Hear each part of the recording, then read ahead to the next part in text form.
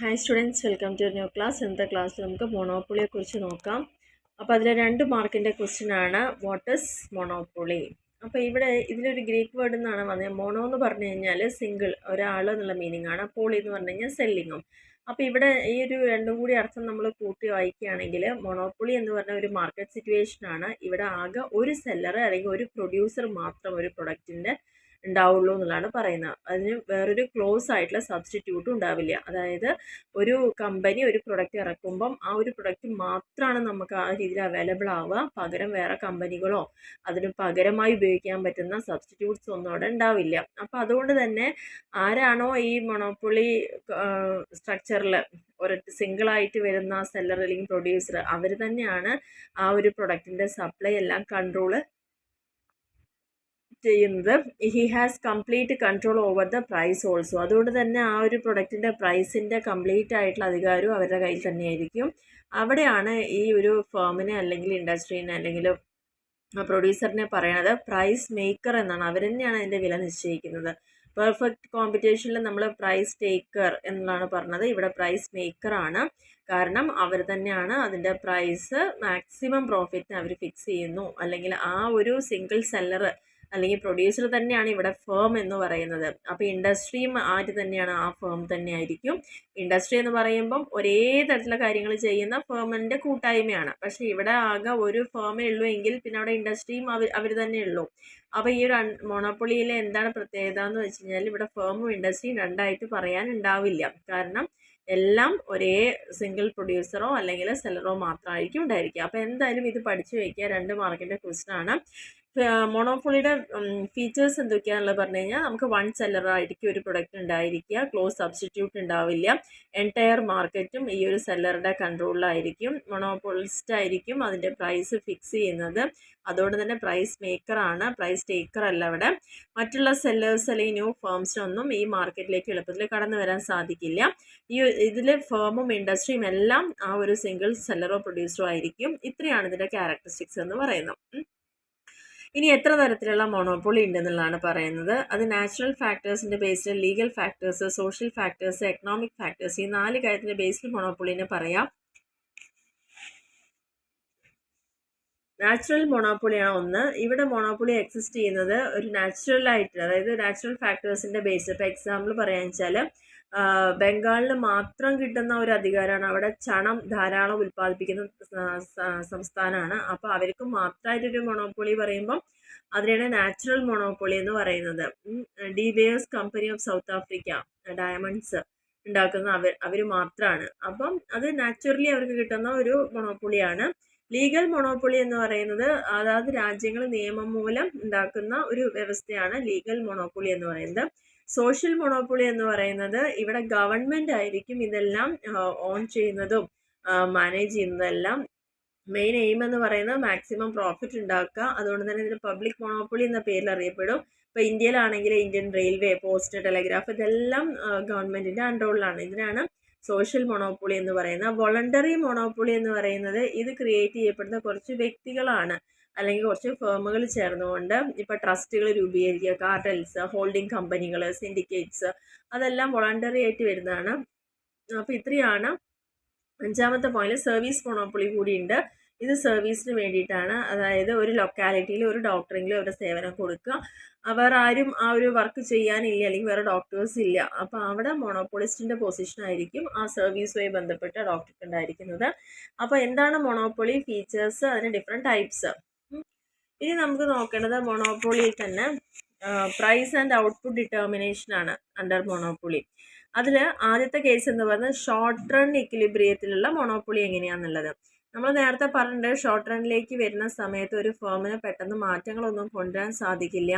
Output increase ചെയ്യാം, പക്ഷേ നിലവിലുള്ള പ്ലാന്റ് ആൻഡ് മെഷീനറി വെച്ചിട്ട് ചെയ്യാൻ പറ്റുള്ളൂ എന്ന് പറഞ്ഞിട്ട് പുതിയ മെഷീനറി വാങ്ങാനോ എക്സ്പാൻഡ് ചെയ്യാനൊന്നും പെട്ടെന്ന് പറ്റില്ല. അപ്പോൾ പ്രോഫിറ്റ് എന്ന് പറയുന്നത് ഇവിടെ എന്താണ്, മാക്സിമം ആ ഷോർട്ട് റണ്ണിൽ അവർക്ക് MC ഈക്വൽ ടു MR ആയിരിക്കും. Marginal revenue equal to marginal cost ആയിരിക്കും. ഈ ഒരു ഇക്വിലിബ്രിയം പൊസിഷൻ എന്ന് പറയുന്നത് ഒരു ഷോർട്ട് പീരീഡിലേക്ക് മാത്രമായിരിക്കും ഉണ്ടാവുന്നത്. ഇനി നെക്സ്റ്റ് 2ാമത്തേലെന്ന് പറയുന്നത് ലോങ് റൺ ഇക്വിലിബ്രിയാണ്. ഈ ഒരു പെർഫെക്റ്റ് കോമ്പിനേഷനിൽ പറയുന്നത് ലോങ് പീരീഡ് കിട്ടുന്ന സമയത്ത് ഫേമിനൊക്കെ നോർമൽ പ്രോഫിറ്റ് ഉണ്ടാക്കാൻ ചാൻസ് കൂടുതലാണ്. ഇവിടെ ഫ്രീ എൻട്രിയോ എക്സിറ്റോ ഒക്കെ അവിടെ ചെയ്യാൻ പറ്റും. പക്ഷെ അണ്ടർ മൊണോപ്പൊളി പെർഫെക്റ്റ് കോമ്പറ്റീഷൻ്റെ കാര്യമാണ് പറയുന്നത്. മൊണോപ്പൊളിയിലേക്ക് വരുമ്പോൾ പുതിയ ഫേമിനൊന്നും എളുപ്പത്തിൽ അങ്ങനെ എൻട്രി സാധ്യമല്ല. അതുകൊണ്ട് മൊണോപ്പൊളി ഫേംസിനൊക്കെ ഈസിലി അവരുടെ ഷോർട്ട് പീരീഡിൽ തന്നെ നോർമൽ പ്രോഫിറ്റൊക്കെ ലോങ് റണ്ണിലേക്കും ഉണ്ടാക്കാൻ സാധിക്കും. പ്രോഫിറ്റൊക്കെ ലോങ് റണ്ണിൽ ഉണ്ടാക്കാൻ പറ്റുമെന്നാണ് പറയുന്നത്. കാരണം വേറെ ആരും കോമ്പറ്റീറ്റേഴ്സ് ഇല്ലാത്തതുകൊണ്ട് ഷോർട്ട് പീരീഡിൽ തന്നെ അവർ നല്ല ലാഭം കൊയ്യുന്നുണ്ട്. അതേപോലെ തന്നെ അത് ലോങ് പീരീഡിലായാലും നിലനിർത്തി കൊണ്ടുപോകാൻ അവരെ കൊണ്ട് പറ്റും. കാരണം അവിടെ കോസ്റ്റ് കണ്ടീഷനെ ഡിപ്പെൻഡ് ചെയ്തിട്ടാണ് വരുന്നത്. പെർഫെക്റ്റ് കോമ്പറ്റീഷൻ ആകുമ്പോൾ നമുക്കറിയാം ലോങ് റണ്ണിൽ എല്ലാ ഫേമുകളും ഓപ്റ്റിമം സൈസ് അവിടെ ഉണ്ടാക്കും. അവിടെ LIC എന്ന് പറയുന്നത് മിനിമം ആയിരിക്കും.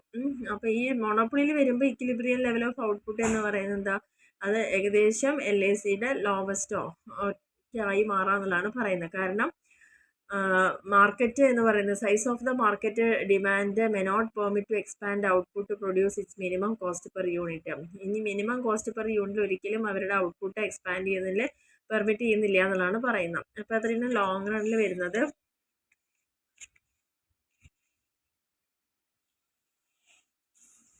നെക്സ്റ്റ് ഇനി എന്താണ് മൊണോപ്പൊളിക്ക് എഗെയിൻസ്റ്റ് ആയിട്ടുള്ള ആർഗ്യുമെൻറ്റ്സ് എന്ന് പറയാം. Monopoly promote inefficiency. കാരണം ഇവിടെ നമുക്ക് ഒരൊറ്റ ബ്രാൻഡ് മാത്രം അല്ലെങ്കിൽ ഒരു പ്രൊഡക്റ്റ് മാത്രമേ കിട്ടുള്ളൂ എങ്കിൽ അവർക്ക് എങ്ങനെ വേണമെങ്കിലും ആ പ്രൊഡക്റ്റ് ഉണ്ടാക്കിയെടുക്കാം. കാരണം വേറെ നമുക്ക് സബ്സ്റ്റിറ്റ്യൂട്ട് ഇല്ലാത്തതുകൊണ്ട് നമ്മളെല്ലാം വാങ്ങും. അപ്പോൾ ഇൻഎഫിഷ്യൻസിയിലേക്ക് പ്രൊമോട്ട് ചെയ്യും മൊണോപ്പൊളി ഉണ്ടെങ്കിൽ എന്നുള്ളതാണ് പറയുന്നത്. കാരണം എക്കണോമിക് ആയിട്ടുള്ള ഇൻഎഫിഷ്യൻസിയാണ്. ലോവർ ഔട്ട്പുട്ടും ഹയർ പ്രൈസും അവർക്ക് ഈ ഒരു സിറ്റുവേഷനിൽ ചാർജ് ചെയ്യുക. വെൽഫെയർ ഒന്നും ഉണ്ടാവില്ല. കാരണം മൊണോപ്പൊളിസ്റ്റിന് അവർക്ക് lower level of output higher പ്രൈസിൽ ചെയ്യുമ്പോൾ മൊണോപ്പൊളിസ്റ്റ് പ്രൊഡ്യൂസ് ചെയ്യുന്ന ഔട്ട്പുട്ട് എന്താണ്, അവിടെ പ്രൈസ് എന്ന് പറയുന്നത് മൊണോപ്പൊളി പ്രൈസ് എപ്പോഴും മാർജിനൽ കോസ്റ്റ് ഓഫ് മൊണോപ്പൊളിയേക്കാൾ കൂടുതലായിരിക്കും. അതായത് ലാസ്റ്റ് യൂണിറ്റ് മൊണോപ്പൊളിസ്റ്റ് എന്താണോ പ്രൊഡ്യൂസ് ചെയ്യുന്നത് അതിൻ്റെ ലാസ്റ്റ് യൂണിറ്റ് പോലും വാല്യൂ ഉണ്ടായിരിക്കുന്നതാണ് പറയുന്നത്. അതും അതിൻ്റെ കോസ്റ്റിനേക്കാൾ കൂടിയിട്ടായിരിക്കും ഉണ്ടായിരിക്കുക. അപ്പോൾ സൊസൈറ്റിയുടെ പോയിന്റ് ഓഫ് വ്യൂവിൽ ഇങ്ങനെ ഒരു സിസ്റ്റം ഉള്ളതുകൊണ്ട് അവർക്ക് ഒരു തരത്തിലുള്ള ഗുണങ്ങളും ഉണ്ടാവുന്നില്ല. പിന്നെ മൊണോപ്പൊളി ഉണ്ടെങ്കിൽ തന്നെ ചില ആളുകളിൽ മാത്രം സമ്പത്ത് കുമിഞ്ഞുകൂടുന്ന അവസ്ഥ വരികയാണ് ചെയ്യുന്നത്. മൊണോപ്പൊളി ഉണ്ടെങ്കിൽ കോൺസെൻട്രേറ്റ് ചെയ്യണം. കാരണം വേറെ ആരും അത് വീതിച്ചെടുക്കാനില്ല. അവർ മാത്രമാണ് ഒറ്റയ്ക്ക് അതിൻ്റെ എല്ലാതും സഹിക്കേണ്ടി വരുന്നത്. അപ്പോൾ അത് വലിയൊരു ബാഡായിട്ട് തന്നെ പറയുന്നുണ്ട്. Monopoly retards innovation. പുതിയ ഇന്നോവേഷൻസ് ഒന്നും അവർക്ക് കൊണ്ടുവരേണ്ട ആവശ്യം വരുന്നില്ല. കാരണം അവർക്ക് ഒരു കോമ്പറ്റീഷൻ ഉണ്ടെങ്കിൽ മാത്രമാണ് അവരുടെ കോമ്പറ്റീറ്റർ ചെയ്യുന്നതിനേക്കാൾ ബെറ്റർ ആയിട്ട് ചെയ്യേണ്ട അവസ്ഥ വരുന്നുള്ളൂ. അപ്പോൾ അതുകൊണ്ട് ഇവിടെ പ്രത്യേകിച്ച് കോമ്പറ്റീറ്റർ ഇല്ലാത്തതുകൊണ്ട് തന്നെ പുതിയ ടെക്നോളജി അഡോപ്റ്റ് ചെയ്യണം നിർബന്ധമൊന്നുമില്ല. അവർ കംഫർട്ടബിൾ ആണ്. അതിൽ നിന്നുകൊണ്ട് തന്നെ അവർ മാക്സിമം പ്രോഫിറ്റൊക്കെ ഉണ്ടാക്കുന്നുണ്ട്. പ്രൊഡക്റ്റ് ഇമ്പ്രൂവ്മെൻറ്റോ അല്ലെങ്കിൽ അഡ്വാൻസ് ടെക്നോളജിയോ പ്രൊമോട്ട് എഫിഷ്യൻസി ഒന്നും അവിടെ ചെയ്യുന്നുണ്ടാവില്ല. പിന്നെ അൺഫെയർ പ്രാക്ടീസിലെ ചാൻസ് കൂടുതൽ കള്ളത്തരങ്ങളൊക്കെ ചെയ്യാനുള്ള, കറപ്ഷൻ അഴിമതിയൊക്കെ ഉണ്ടാവാനുള്ള ചാൻസ് കൂടുതലാണ്. കാരണം ഫിനാൻഷ്യൽ റിസോഴ്സും പവർഫുൾ പൊസിഷനും ഒക്കെ അവർക്ക് തന്നെ വരുന്ന സമയത്ത് കൈക്കൂലി പോലുള്ള കേസുകൾ, റെഡ് ടൈപ്പിസം പോലത്തെ നിയമങ്ങളെ അട്ടിമറിക്കുക, അങ്ങനെ അവർക്ക് ഫേവറബിൾ ആയിട്ട് അവിടെ ചെയ്യാനുള്ള ഒരു ഹോൾഡ് ഉണ്ടാവുന്നു എന്നുള്ളതാണ് ഇതിൻ്റെ ആർഗ്യുമെൻറ്റ്സ് എഗെയിൻസ്റ്റ് മൊണോപ്പൊളി വരുന്നത്. ഇനി ഇവിടെ പഠിക്കേണ്ടത് കമ്പാരിസൺ. പെർഫെക്റ്റ് കോമ്പറ്റീഷൻ നമ്മൾ പഠിച്ചു, മൊണോപ്പൊളിയും പഠിച്ചു. അപ്പോൾ എന്തൊക്കെയാണ് ഡിഫറൻസ്? ഫസ്റ്റ്, പെർഫെക്റ്റ് കോമ്പറ്റീഷൻ ആകുമ്പോൾ ഇഷ്ടം പോലെ സെല്ലേഴ്സും ബയേഴ്സിനൊക്കെ എൻ്റർ ചെയ്യാം. മൊണോപ്പൊളിയിൽ ആകെ ഒരൊറ്റ സെല്ലറേ ഉണ്ടാവുള്ളൂ. ഇൻഡിവിജ്വൽ സെല്ലറിന് ഒരിക്കലും ഒരു മാർക്കറ്റ് സപ്ലൈയിൽ കൺട്രോൾ ചെയ്യാൻ പറ്റില്ല ആദ്യത്തെ കേസിൽ.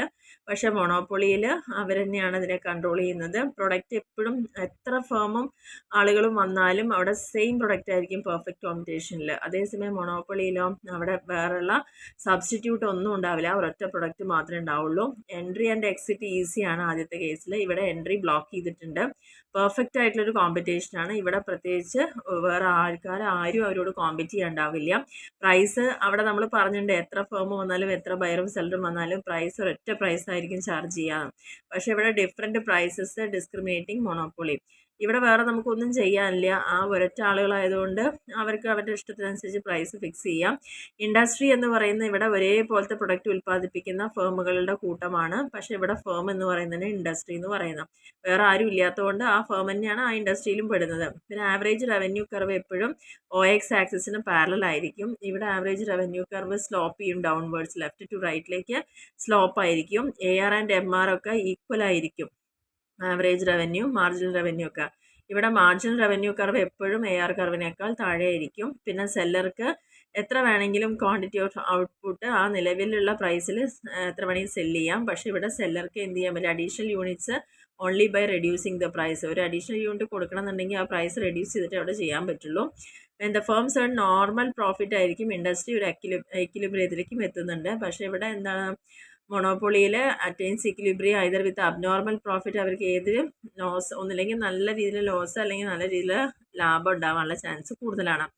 ഫേമിന് അബ്നോർമൽ പ്രോഫിറ്റ് ഷോർട്ട് റണ്ണിൽ മാത്രമേ ഉണ്ടാക്കാൻ പറ്റുള്ളൂ. പക്ഷേ ഇവിടെ ലോങ് റണ്ണിലും ഷോർട്ട് റണ്ണിലും അവർക്ക് അബ്നോർമൽ പ്രോഫിറ്റ് ഉണ്ടാക്കാം. ഫേം ഇക്വിലിബ്രിയത്തിൽ റീച്ച് ചെയ്യുന്നത് എപ്പോൾ മാത്രമാണ്, MC കർവ് MR കർവിനെ കട്ട് ചെയ്യുമ്പോൾ മാത്രമാണ്, താഴെ നിന്ന് കട്ട് ചെയ്യുമ്പോൾ മാത്രമാണ്. പക്ഷേ ഇവിടെ ഫേം അതിൻ്റെ ഇക്വിലിബ്രിയം റീച്ച് ചെയ്യുന്നത് ഇൻക്രീസോ ഡിക്രീസോ അല്ലെങ്കിൽ കോൺസ്റ്റൻറ്റ് മാർജിനൽ കോസ്റ്റ് കർവിലോ ആയിരിക്കും. Firm reaches equilibrium when it's average cost is minimum. അതിൻ്റെ ആവറേജ് കോസ്റ്റ് മിനിമം ആകുമ്പോഴാണ് ഫേം ഈ കേസിൽ ഇക്വിലിബ്രിയത്തിലേക്ക് മാച്ച് ചെയ്യുന്നത്. പക്ഷേ ഫേം റീച്ച് ചെയ്യുന്ന ഇക്വിലിബ്രിയത്തിലേക്ക് ആവറേജ് കോസ്റ്റ് കർവ് ഫോളോ ചെയ്യുന്ന സമയത്താണ് ഇവിടെ എത്തിച്ചേരുന്നത്. അപ്പോൾ നമ്മൾ ഈ ചെറിയൊരു ടോപ്പിക്ക് ഇവിടെ അവസാനിപ്പിക്കുകയാണ്. ജസ്റ്റ് മൊണോപ്പൊളിയെക്കുറിച്ച് മാത്രം വളരെ ഇമ്പോർട്ടൻ്റ് ആയ ടോപ്പിക്കാണ്. മൊണോപ്പൊളി എന്താണെന്നുള്ളതും അതിൻ്റെ ഫീച്ചേഴ്സും അതിൻ്റെ ലോങ് റണ്ണും ഷോർട്ട് റണ്ണും എന്താണെന്നുള്ളതും ഡിഫറൻസുകളും നോട്ട് ചെയ്യുക. ഇത്രയാണ് ഈ ഒരു വീഡിയോയിൽ പറയുന്നത്. ഓക്കെ.